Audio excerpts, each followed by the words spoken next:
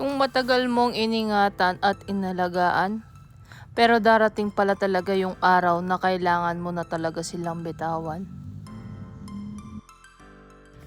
So what's up mga bossing? Another day, another kambing tayo ngayong araw na to mga kahayupan. And today may patimbre na kambing sa atin. That's why pinuntahan natin. Kasama ko itong si Bossing Leleng na kaibigan ko at single din. So ilang single na yung nabanggit ko sa inyo. Baka naman mga kahayupan, meron kayong mga kakilala dyan. So ayan yung pinakamatandang alaga ni Bossing Dan Trinidad dito lang sa may Capas Tarlac. So actually tagal na siyang nag-aalaga ng kambing. Ang reason niya for selling all of kambing na ito is dahil actually napapagod na din siya at dumarami na yung inaalagaan niya at hindi talaga niya maiwan dahil actually madaming magnanakaw ngayong season natin at panahon natin ngayon at sobrang dami kasing magnanakaw, nagliliparan na yung mga magnanakaw ngayon. Yung iba, actually kung nababalitaan nyo is kinakatay pa sa mismong koral yung mga ibang baka. Iniiwan yung mga balat na lang, ulo, yung hindi na nila kayang kuhanin. Kaya yung iba talaga is kinakailangan ibenta yung mga hayop nila para hindi na rin sila mamroblema.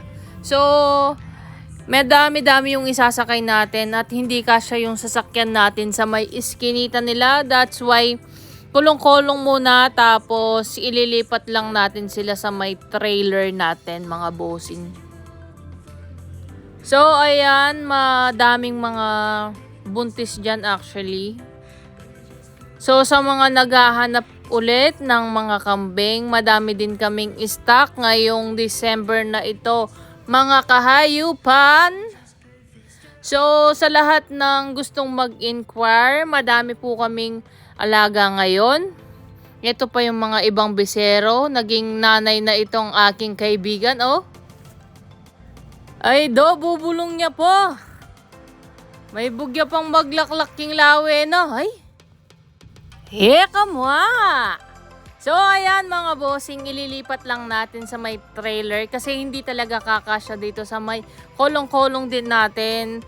Nung sinabihan ako ni bossing, actually dapat kolong-kolong lang ang gagamitin ko pero talagang hindi sila kasya kasi medyo marami-rami itong ating isasakay mga kabaka. Tapos, halos buntis pa yung mga iba. That's why, kailangan muna natin silang alagaan at sa kural na natin sila manganganak. So, sa lahat ng gustong bumili ng mga kambing na magi-start ng mag-aalaga. So, madami kaming available ngayong December mga kabaka.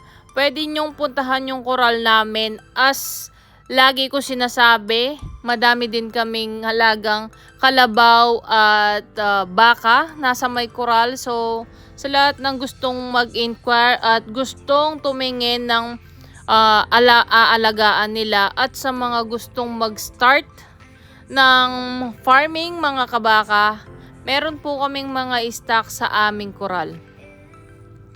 So, ayan, nag-iiyakan na yung mga besero nila at akala nila ay maiiwan sila. So lahat po yan kasama sa ating sasakay ngayon mga kabaka. Pwede na kayong mag-start ng farming dyan mga bossing oh. Magaganda ang mga katawan. Bagong-bago pa ang mga besero. Nasa, magwa 1 month pa lang ata yung mga bisero nila. So, ayan na yung una nating naisakay, mga bossing. So, second attempt na tayo.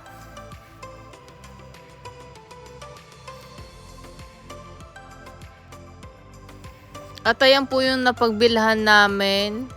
So, darating pala talaga yung araw na minsan mapapagod ka talaga. Hindi lang sa pag-ibig, kahit pala sa hayop. Mararamdaman mo ang pagod. So in terms of life, talagang napapagod talaga tayo. Kaya pwede naman magpahinga.